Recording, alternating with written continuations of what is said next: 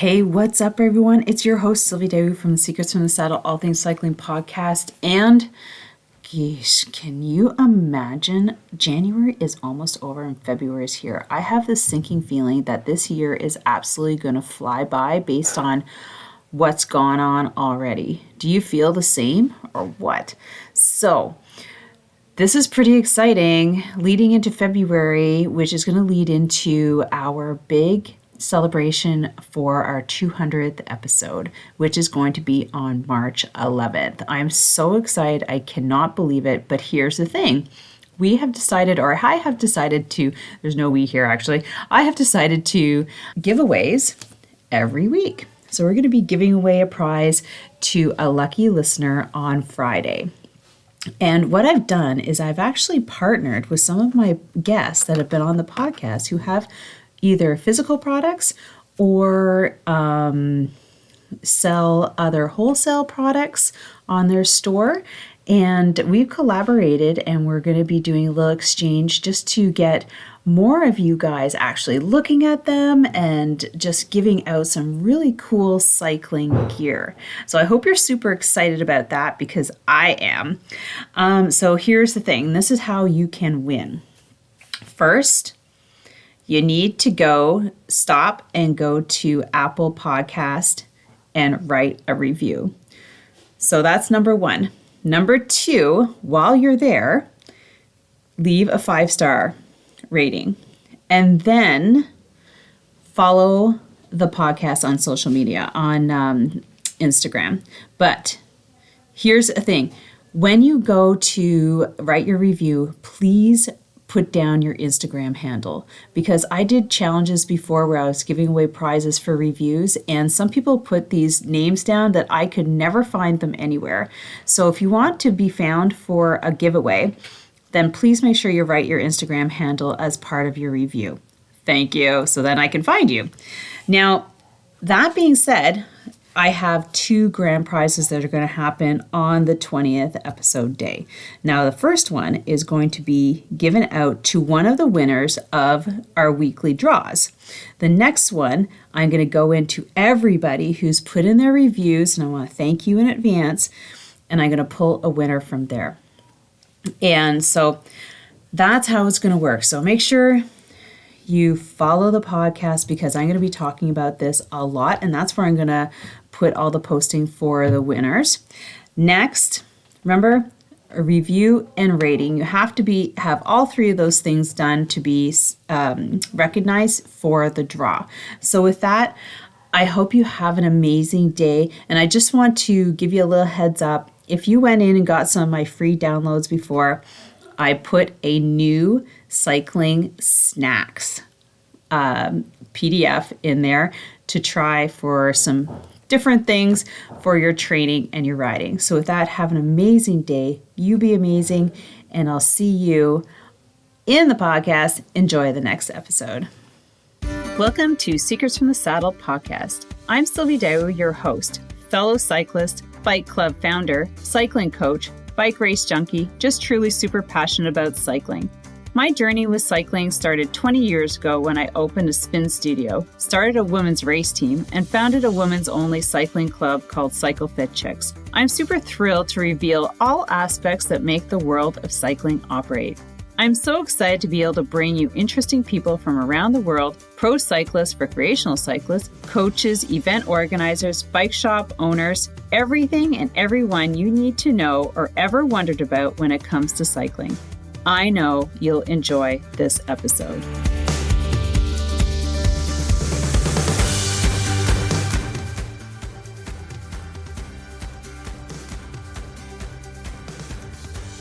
All right, welcome everyone to another episode of Secrets from the Saddle, All Things Cycling podcast with your host, Sylvie Daou. And we have a really amazing guest today, Dave Edwards. Dave is in the greater GTA, so that's the Toronto area, and he has a cool business that he started up in the last couple of years. Everybody started up these cool businesses in the last couple of years, which is really cool. It's nrbi, so it's spelled nrbi, and I was You don't even want to hear what I thought it said. Nearby provides zero carbon delivery solution for local businesses using high capacity electric cargo bikes. Yeah. Nearby executes B2B, so business to business, and B2C, so business to consumer transportation. That's right. Business to C is business. You got it. Yeah. I'm like, yoo-hoo. He is passionate about providing state-of-the-art logistic solutions for local businesses while making our city more livable. Welcome, Dave, to the podcast. I'm so excited to hear more about this. I saw you on Instagram. I'm like, he needs to be on here. We need to talk about this. Thanks very much for inviting me on. Very, very happy to be here. It's nice to meet you. Thanks. All right. Now, I always get started on asking my guests, how did you get into cycling? And then how did it lead to this? Yeah, no, it's a fun question to think about, because it's been quite a journey over the last 5 years or so. I think I mean, like a lot of kids, I rode my bike a lot. I lived out in the country when I was growing up. Take the bike out, come back when it gets dark, that sort of thing. Mm-hmm. Through my adult years, I always had a bike. In the nicer weather, I might commute to work 2 or 3 times a week, only if it was really nice out. And then I'd take the odd recreational ride, with my son or with friends. So I was a very occasional rider up until maybe about 2015, 2016. Geez, what happened? What I don't know how I got into this sometimes. Some of it was I had been an athlete in my earlier life through university. In my 30s, that athletic lifestyle completely deteriorated. Yeah. So, I mean, health was a factor. I was not in good shape. So that was one thing. And then the other thing, living in downtown Toronto, it's awful to drive here. Like it just is. It's terrible. It is really hard to get around by car here. So, I used transit a lot, and I walked, and then I think I just I think a lot of this was I got into Twitter, and bike still around, Twitter. yeah. And I started to see people talking about how they use bikes for everyday living a little bit more, right? And so I would kind of experiment with like I would not bike past October. I wouldn't go to the grocery store. I didn't think you could shop on a bike, right? I wouldn't go out to dinner on a bike. I would never do any of these things on a bike. That was something else. Bikes were for, a special ride, The long ride, the Saturday ride. Yeah, exactly. They were for fun, not for use, in my world. Okay. Or you were a racing person, right? Right. You were geared up, drop bar, and you were one of what I thought of was one of those people at that time. Those people. Yeah. And I'll talk about that later. That's a bit of a bias I've completely eliminated from my life, but that's certainly how I thought.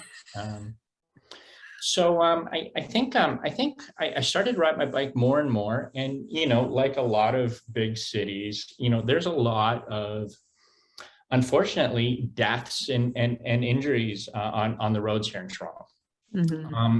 And I remember complaining. I complained on Facebook one day about the state of the safety of our roads. And a cyclist friend of mine who's a bike courier, kind of called me out on, well, what are you doing about it? It's a good question, right? And, he suggested to join maybe a local advocacy group. Yeah. So I did. And so here in Toronto, we have a large organization called Cycle Toronto, which is typically technically now is a charitable organization, but they're fantastic. They do a lot of good work in the city, and Toronto's broken up into numerous wards, and many of the wards have an advocacy group of their own under the umbrella of Cycle Toronto. Yeah, it's big. I talked to Pat Brown. Oh yeah. Big Big name in that world. Yes. For sure. Uh-huh. I heard Um, all about it. so I started meeting up once a month with this very small group in the East End called 32 Spokes. And I met people who had been living in that kind of world for a very long time. Um, and I started to realize that there were things that could be changed, right? And that local voices do matter. And that instead of just, complaining about not having, safe bike lanes or bike parking or any of those kind of things, there was ways to work with your local counselors if you have one that's friendly. So that was one side of it. And then the other side of it is I just met all these, like, listen, if you're doing podcasts with people of all, there's a lot of interesting people in the cycling world. And there's a lot of different little niches and people who do different things by bike. And it just really started to open my mind about what was possible. So it was kind of, step by step, it was, trying to do a little bit more on my bike, maybe each week or each month. So, could I get groceries? What are panniers? Can I bike in the winter? So I started to get much more involved in it. And I always had, I had a little single speed, fast little Fuji bike that I'd bomb around the city in.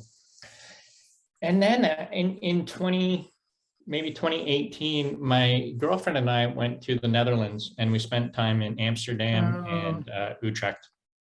And I mean, it just, forever changed how I will always see cities or cycling and what is possible.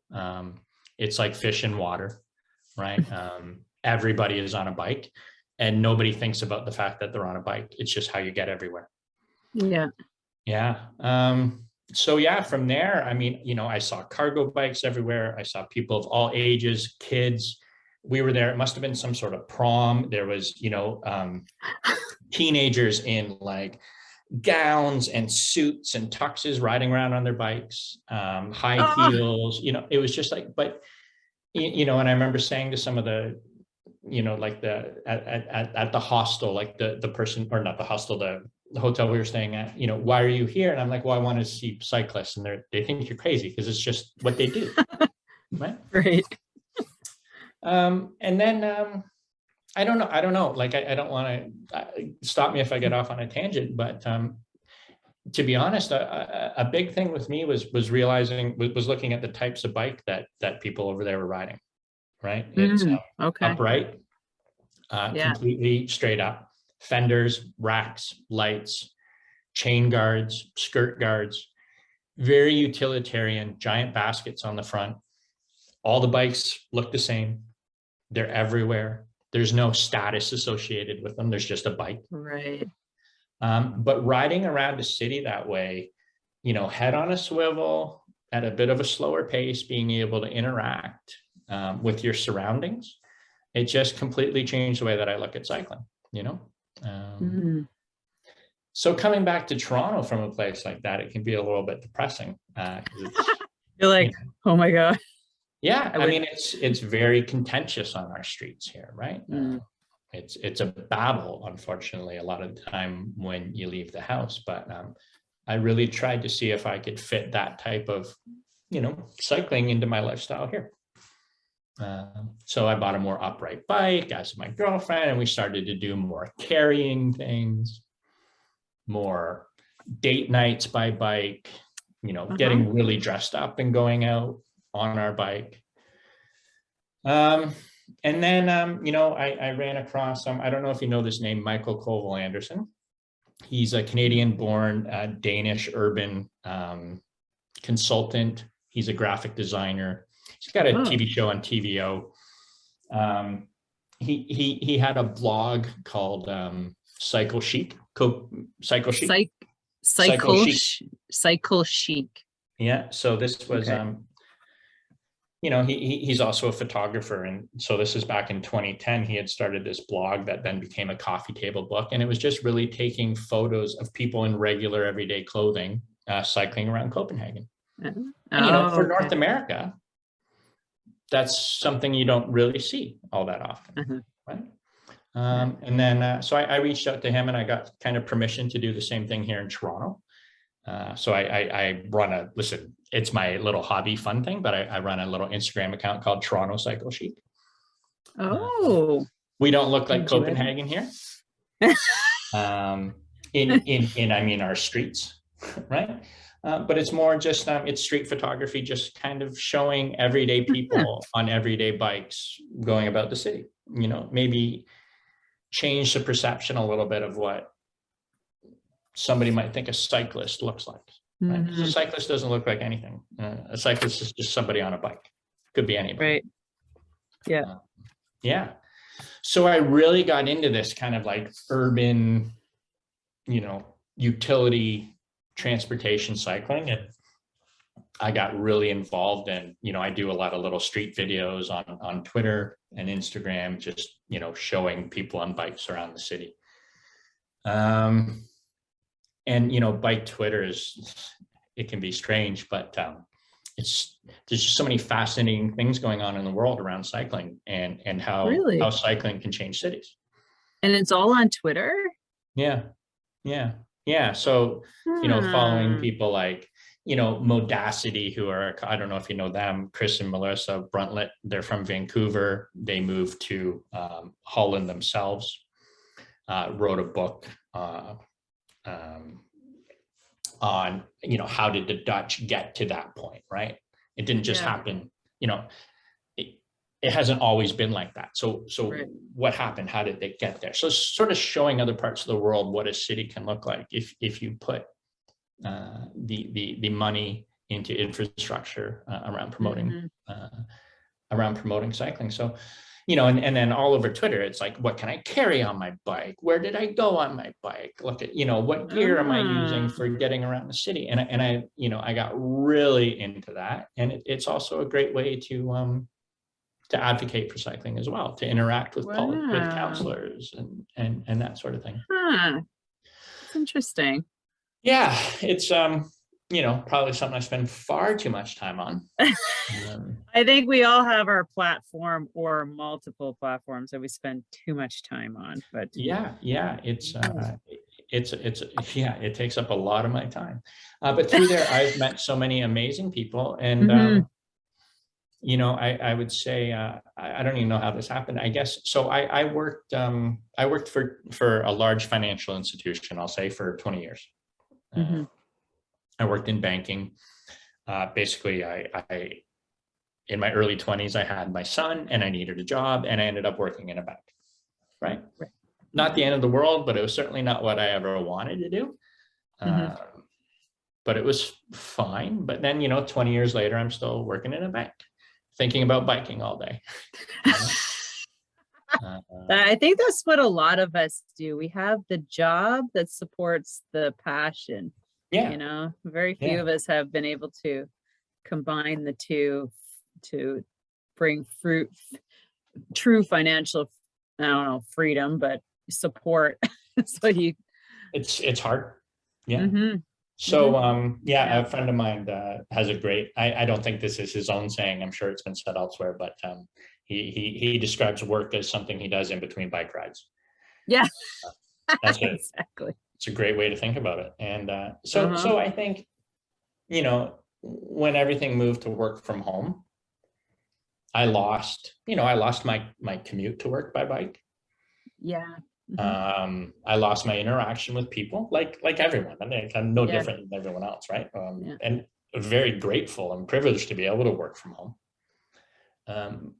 But as a people person and somebody active, you know, the only thing I kind of liked about my job near the end was seeing people and going to work. And when you take that away and you just open up the laptop all day, you know, listen, I'm in my mid 40s, called a midlife crisis, but I'm like, if I don't make a change now, I'm not going to make a change. So I was lucky enough, I was in a position where I could leave without too much worry. So I did. Last spring, I you know, retired from my job at the bank, and not with any real plan other than I was going to force my way into finding a way to you know, make a second career, something to do with cycling or livable cities or that sort of thing. Yeah. So, boy, I'm talking a lot, but No, but okay, so now, yeah. so this is where was nearby that business idea? Were you thinking about that So before you retired? nope, nope. I Ah, fell into that. okay. So this is what happened there. I left my job and they're okay. So there's a group in Winnipeg. They're called Plain Bicycle Cafe. Okay. Plain bicycle plane, like as in the planes. Like nope, like plain as Like, in boring. oh, okay. Okay. Okay. Yeah, They are, listen, connect with these people because they are fantastic. I Um, will. they they were born out of two people who went to the Netherlands like I did and fell in love with what they saw there. Uh-huh. And what they wanted to do was to bring that cycling culture somehow back to Winnipeg. What they did is there is this massive excess of bicycles in the Netherlands, right? They're almost disposable. They get left, you move to another city, you leave your bike locked up to a rack, you buy another one for $200 at the Okay. next city. They're inexpensive. They're everywhere. So Wow. there's actually an excess of used bicycles to get rid of. You know what's funny? Okay, no, it's funny because I was just talking about. Remember, I was saying, I interviewed somebody in Africa, and what they're looking for are bicycles, Yeah, right. and they have them shipped like, I could fill a container, it'd take a year, Mhm. and ship them to Sierra Leone, Africa, Yeah. where you could probably like go straight up to the Netherlands, Yeah. fill like, and just bring it right Well, down. And Sylvie, this is exactly what they did. oh, okay, Yeah, is they bought listen, I shouldn't misspeak. I believe to start it was one container. right. Um, and they sold them online beforehand and they said we can't guarantee you exactly what your bike is going to be, but it's going to Okay. have this, and this, and it's going to work and it's going to come from the Netherlands. And it was wildly successful. I'd let them tell their own story. They're still doing it. Out of Uh-huh. that idea, they now have their own retail store. They sell very interesting cycling related products. And I thought, well, I want to do that in Toronto. So myself and my girlfriend Ariane, we went really far down that road to the point where we had a container ready to go. Okay.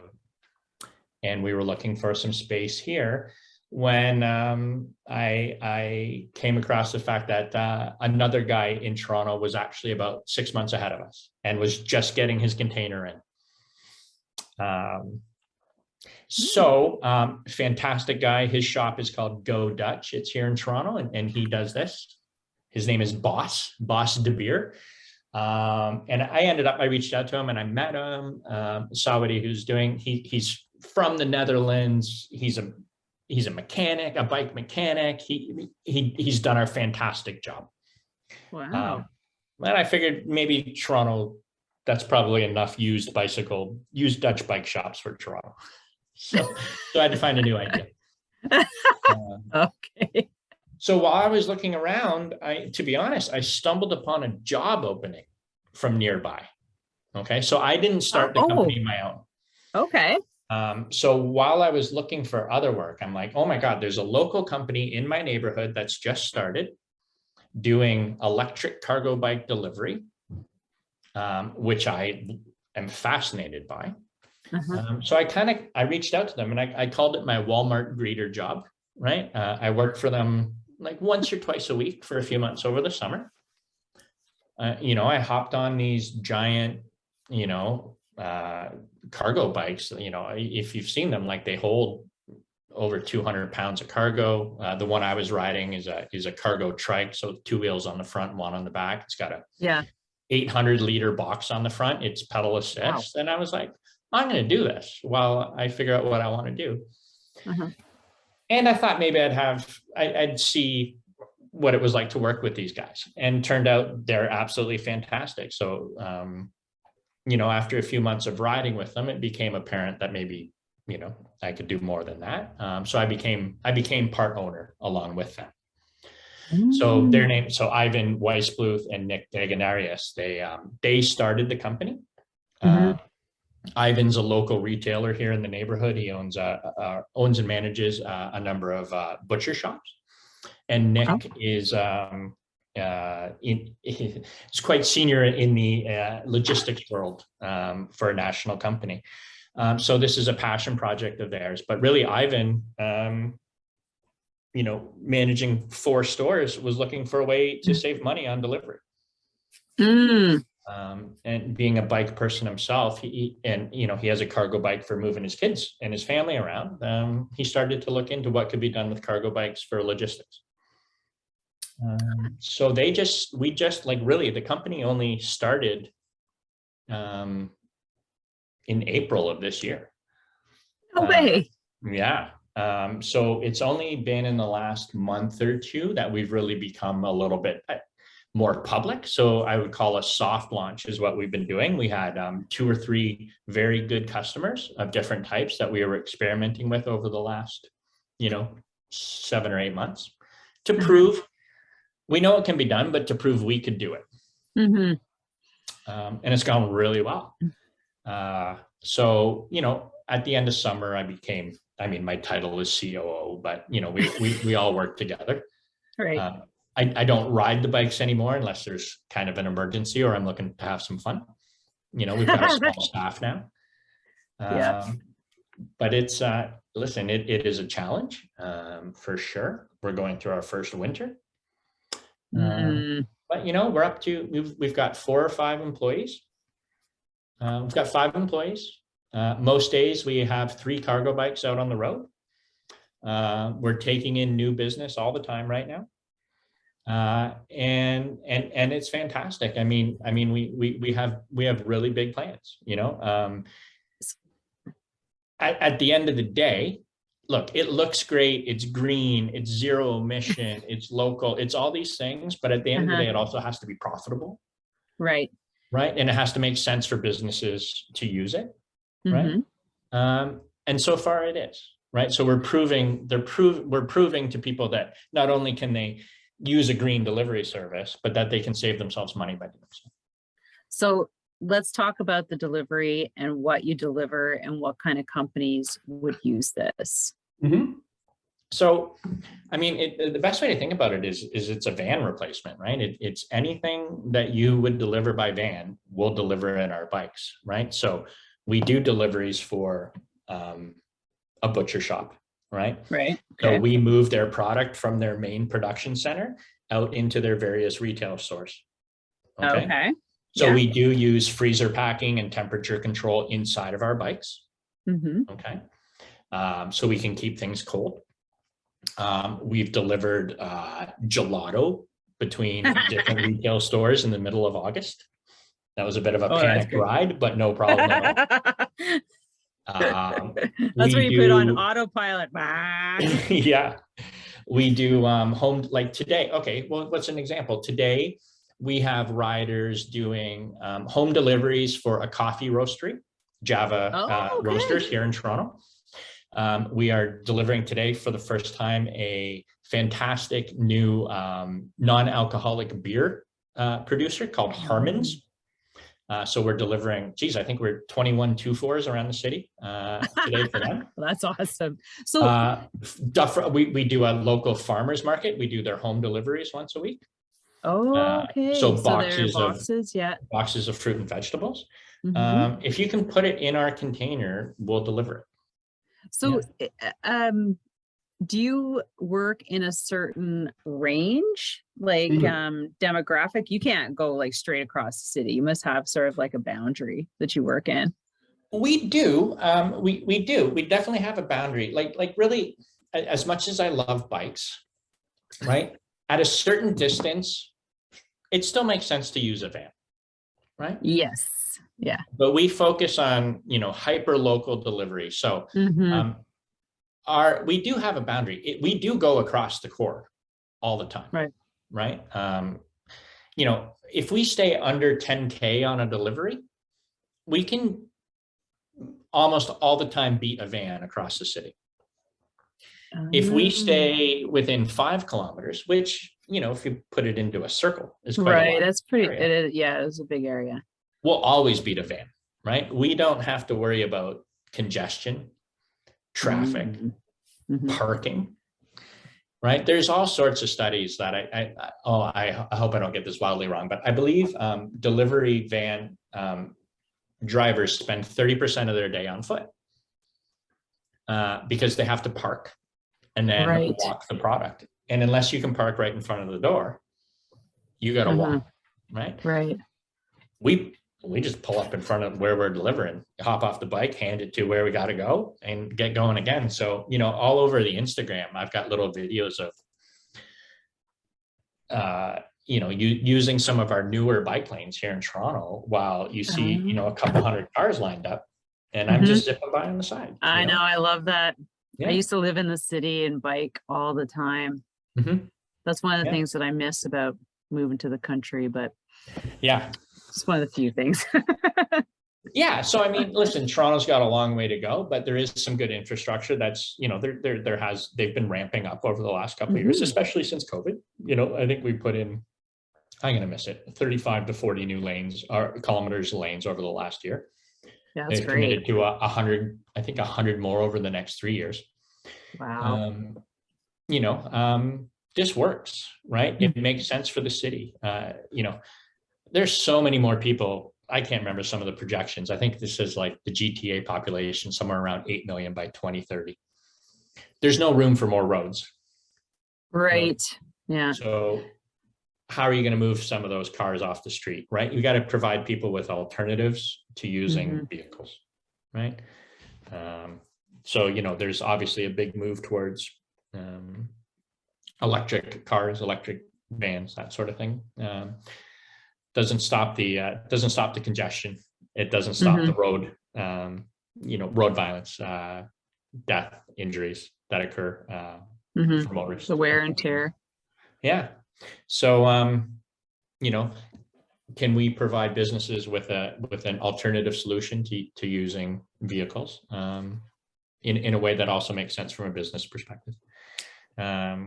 So we have one location right now. The hope would be within a year or two that we have numerous depots around the city. I was just going to ask. Yeah. I was just going to ask what about franchising? Oh, listen, down the road, we've got plans for sure. We want to be multi-city, right? Maybe multinational. It's fun to think about that kind of thing. And we have good people and big ideas. Right now, some days it's like, how are we going to get through the day? Yeah, I know. I got to think about it. Yeah. Well, that is really, really cool. So let's talk about the bike. Sure. And the design. Sure. So we use 2 different models. Okay. I'm sure you'll probably link to the Instagram or something like that if somebody wants to see them. Oh, for sure. So and some pictures. Yeah. So one of them, and probably the most recognizable one right now, is it's a trike. So 2 wheels on the front, 1 wheel on the back. It's called a Centaur Pro Trike XL. Okay. It is massive, right? It almost looks like a Zamboni. Okay, I've seen that picture. I think that's where I'm like, what? Stop. What is that? Yeah. So that's also, it's called a Centaur. The other brand it gets sold under for personal use is Babbo. And Babbo is a massive cargo bike manufacturer out of the Netherlands. So they are all over the place over there. And if you see families, usually it's often a wood colored front box with kids in it. Those are most likely going to be a Babbo cargo bike. What about the one with the seats on the back, like the flat wood bench? Oh, right. Like a long tail. Yeah. That's what those are called. Yeah. Is that Yeah. okay? So, I mean, we don't use those, but for sure, it's fantastic for passenger transport. You know, to be able to sit a couple of kids behind you on the bike. Yeah, I Um, was like, what is yeah. that? And I'm like, okay, kind of looks fun. I mean, our trikes are great. So they're made in the Netherlands. We buy them here in Toronto from Curbside Cycle, which is a, you know, they're fantastic store to deal with. They big big proponent of cargo bike use in the city and urban and bikes as transportation. So they're wonderful.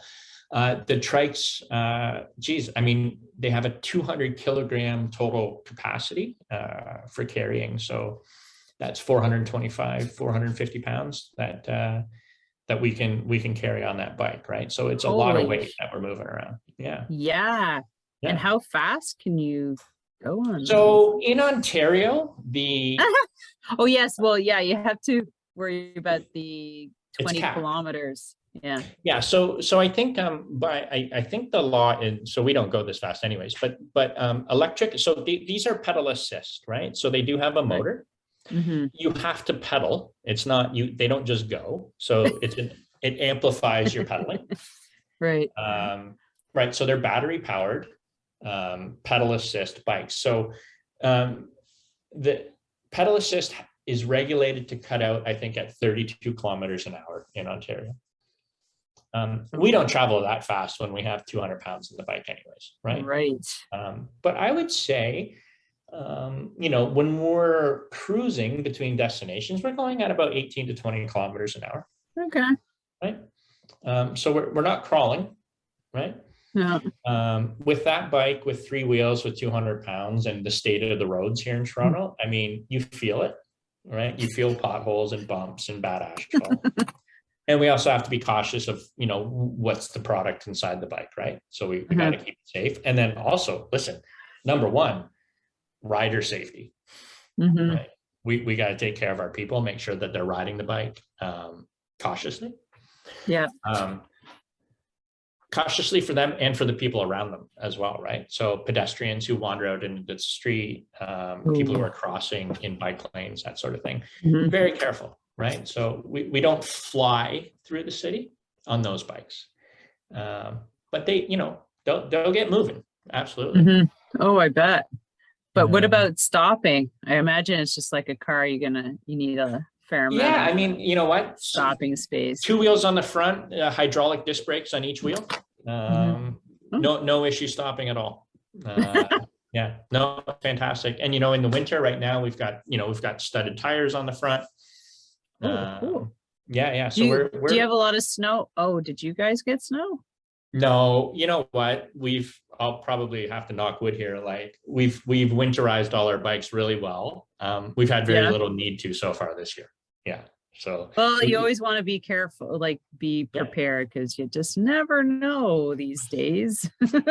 Yeah, I mean it's our first winter too, right? So for safety reasons, we kind of we want to make sure we're taking care of the people on the bikes and that they're confident too, right? So we spend a lot of money on tires, right? Winter tires of different types for the bikes to see what we need, right? This year, it's our first winter. It's the first thing everybody asks, right? When you're delivering by bike, what are you going to do in the winter? Turns out there's something I had to learn myself is, I mean, you know, maybe there's 3 or 4 days a year here in Toronto where you might not want to bike in the morning, but most days it's fine. Right. So that's one bike. Now this bike gets a lot more attention probably because if you've seen the pictures, it's big and it's blue and it's really cute looking. This is not the Zamboni one? No, that's the Zamboni. Okay. Yeah. I shouldn't even call it that. Listen, you have no idea. So sorry, we get called. The amount of time, like I get asked every time I ride that bike, somebody asks me for ice cream. That's the other thing. Yeah. It's funny. It's the ice cream man. Yeah. It's funny because, you know, people ask for ice cream and then you tell them you're carrying meat.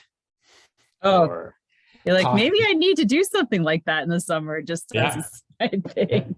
I actually, a little bell on top. I had one guy at a stop sign downtown here in Kensington Market. He just walked up and handed me money and ordered a rocket. And I'm like, I don't have ice cream. So it's fun. It's a fun bike. It's a conversation starter for sure. But the other bike that we have and that we'll be using, we'll have far more of soon. We're waiting for 5 more to come in. It's a 2-wheeled bike. It's called a Trio bike. So it's made in Denmark. It's 2 wheels, again, with a box on the front. Okay. It is extremely long. I'm blanking on exactly how long it is too. It's a cargo. It's called a cargo. It's a cargo big. So it's a very, very long bike with a giant box on the front, and it rides on 2 wheels. Like I said, it's a Danish company. We buy ours through a wonderful store in Montreal called Allo Velo. And if you want to talk to an interesting guy, talk to Lamar from Allo Velo. Lamar actually rode one of these bikes that wasn't pedal assist across, or from Montreal, I believe, to Vancouver a few years ago. I've seen these. I'm pretty sure I've seen them. He's quite a guy. So these are fantastic bikes, and these are actually what we're buying more of at the moment, or have bought more of and are waiting for them to come in. They are not quite as, they're 2 wheels instead of 3. So they're not as stable, but they are, they're faster and they're more maneuverable. So, the trikes are great for really heavy weight, getting around the city. And the trail bikes are, they're a lot zippier and ride much more like a normal bicycle. Really? Like, I'm just thinking like the turning radius, like it's a dream. How could they be? Really? Yeah, it's fantastic. I'm like, oh my God. It's such a fun bike to ride. Yeah. Even with all the weight on the front, like. Yep. So listen, there's a learning curve. Yeah. Okay. Right? The first time anybody gets on it, you start to wobble. It's hard. Your front wheel is like 5 meters 5 feet away. Yeah. Yeah. Yeah. So you got to train yourself not to look at it, but the cornering, it's a fantastic piece of machinery. It's a really nice bike, and it's got a very, very powerful motor. So on that one, we're probably usually running closer to 30 kilometers an hour at top speed, with weight in it as well. We just don't generally carry as much weight as we do in the other one. Right. Now it's not like it's a box, like everything goes in it. Correct. So nothing slides out or falls out if they take a corner. That's right. Now there are, so right now it's called a flight case. It looks like almost like, I don't know, what a band would carry their speaker equipment in. It's got latches on it. It's black with latches. So it just pops up when you need to take the top off. We're actually working with somebody here in Toronto at some other designs as well that we'll put on them. But you can. We're not the only company that does cargo bike delivery, right? Like there's some more what I would hopefully not inaccurately describe as messenger type services here in Toronto. There's a company called Send It. And they use the same style of bikes, different brand and without a motor, but with no case, and they'll just strap things on it. Yeah. You can carry lots of things, but we use a box for what we do, for different reasons. But nothing's falling out. It's like I could just see the corner. Yeah. That's what I'm picturing. I know. Maybe those who are listening are probably thinking about the same thing too. Like. Yeah. The elongated front and just the lots of bungees and straps. Yeah. So you guys are making it through the winter, and more clients are coming on board. Is it more word of mouth that you're getting out? Are you doing any advertising to share? I mean, listen, it's word of mouth. It's word of mouth. We're also just, I think we're at the point now where we're going out and asking for business, and we're getting some of it. You know what I mean? I think that's been the biggest thing, is we proved to ourselves that we were good at what we were doing, and we were comfortable now to just go out and present ourselves to people. Show up. Hey. Yeah. Yeah, and so a lot of pretty much, actually, listen, we don't have an advertising budget right now. It's mostly through Instagram, right? A lot of Yeah. local businesses. I think maybe I even saw you through, maybe it was on Twitter. That's where you first reached out. Well, you Yeah. reached out because my company, I use one of the bikes sometimes to volunteer for something called the Bike Brigade here in Toronto. Oh, yes. And Yeah. that's what Okay. you saw. Yeah, The Bike Brigade, and I think you may have reached out to somebody I from did. there. Yeah. Yeah. They are, just such a wonderful, dear organization that was created at the very beginning of the pandemic Okay.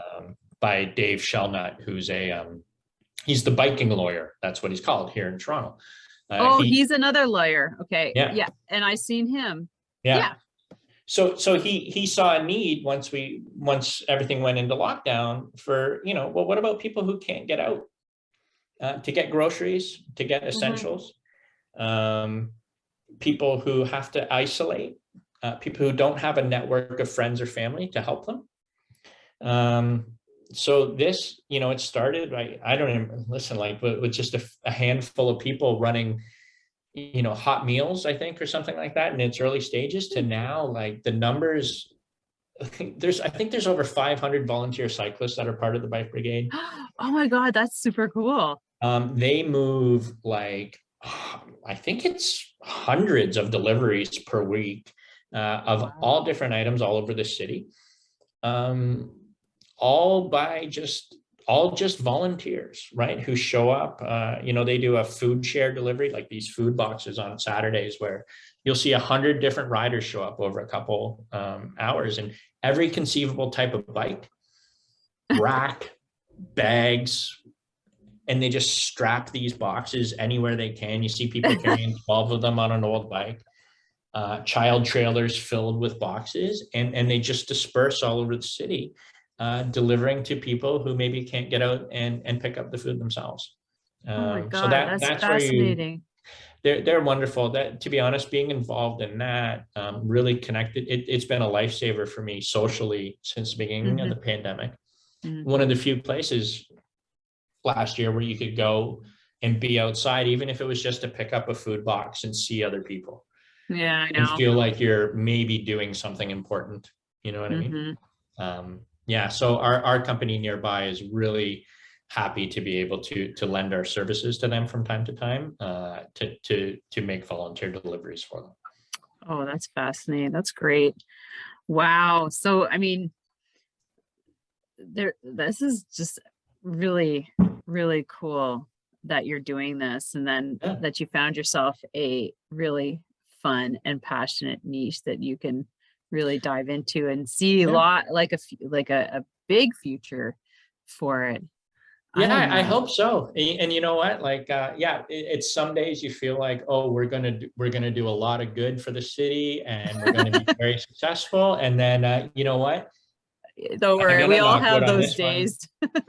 Yes, in a 24-hour period over the last, starting 2 days ago, we had five flat tires. Oh, I was just gonna ask. With flat tires. Tacks. Oh. I pulled 5. It was like every other message was, I got a flat, I have a tack, and then you go and you find a tack in the tire. I don't know what's happened, but so, you have these small obstacles to overcome every single day. You know what I mean? But it's all a learning experience, right? Like, you're not going to have a bike delivery service and not get the odd flat tire. So yeah. But 5 in a day, that kind of like, what? It was unbelievable. 2 of them on my own bike as well, going to help the guys. So yeah. You think somebody just threw them down? Because people do that.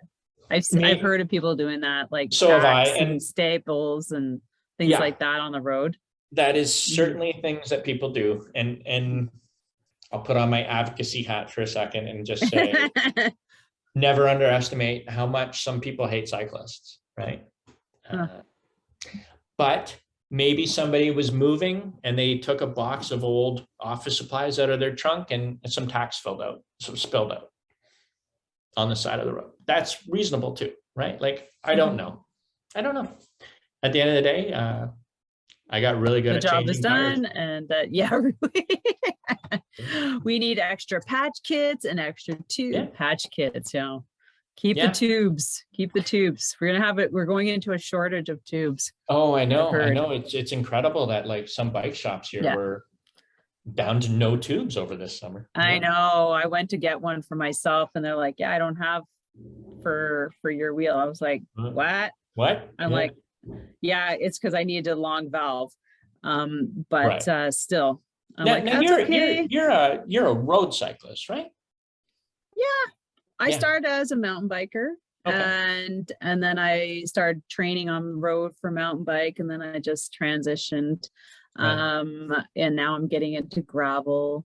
Yes. Yeah, As I is know apparently everybody. that everybody's doing I it. just bought a gravel bike this last weekend, to be honest. So Yeah. So, I mean, there's so many things to like. I've interviewed a couple of people who are gravel riders, and like, it's true. Like, I've known there's tons of roads like past me, and it's a great way to explore.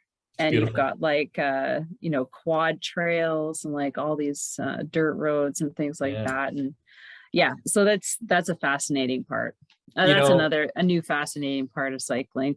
it really is. And for me, Mm. I'll be very honest, like a couple of years, I would have called myself anti-road cycling 2 years ago. Because I think for me, anytime you tell somebody I ride a bike, that's the feedback I would get is, oh, so you've got the spandex and the $10,000 You're bike, the racer. right? But since the pandemic started, I kind of fell into a sort of, I don't know, a group of friends that were just awesome people who had, gravel or road bikes. And I started to do it a little bit more, and I experimented. And then I found out, like, oh my God, spandex is super comfortable. And what a great way to spend a day with a group of friends. Yeah. For 7-8 hours out in the middle of nowhere on your bike. I fell in love. It was fantastic. And then,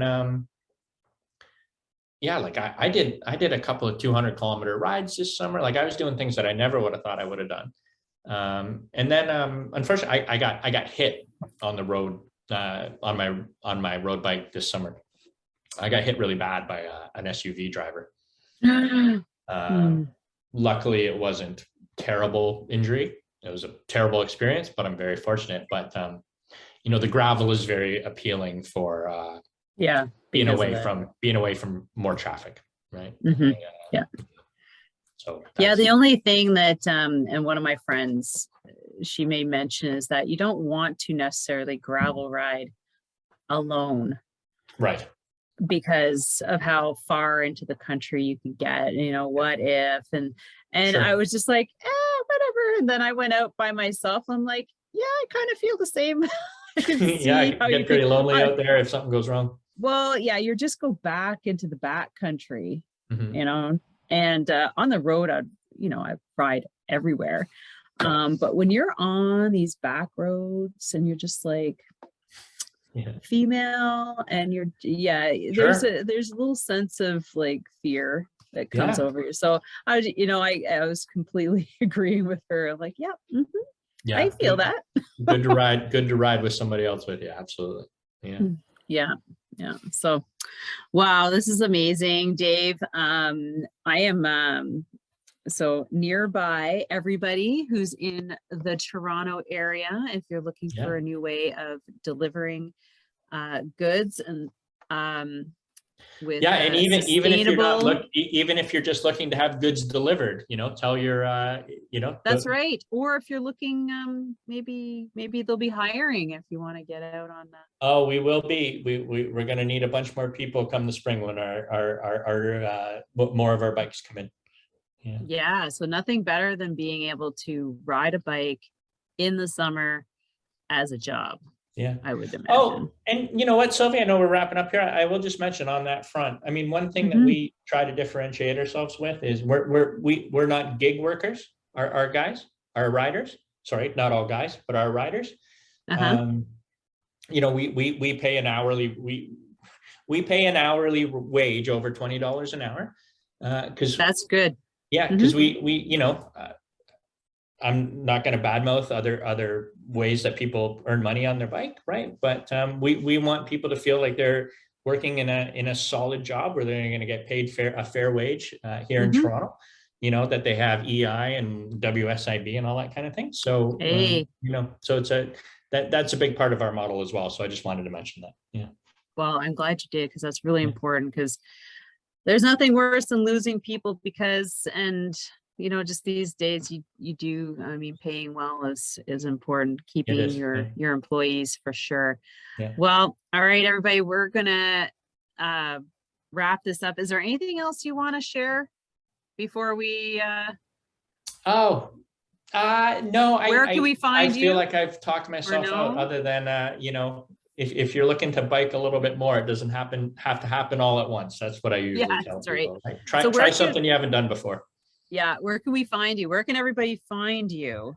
Oh my goodness, this is too long a list. So the company on Twitter and on Instagram is @delivered-by-bike. So that one's really simple. Delivered by bike. Yeah, so that's Twitter and Instagram, and that's for the business. Personally on Twitter, I am @DaveLikesBikes.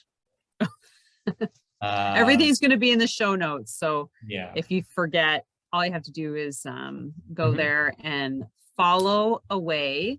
Not to mention following the podcast, Secrets from the Saddle podcast on Instagram, and myself, Sylvie _cyclist on podcast.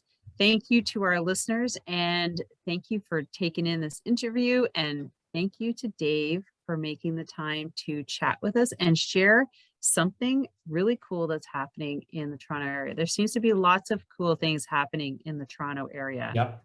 Yeah. I'm like, why are they not happening in the Ottawa area? Step by step. Politics and people, I think. Yeah. But well, thanks a lot, Dave. Have a great day, everybody. Yeah, thanks for having me on. That was fun. Thank you very much.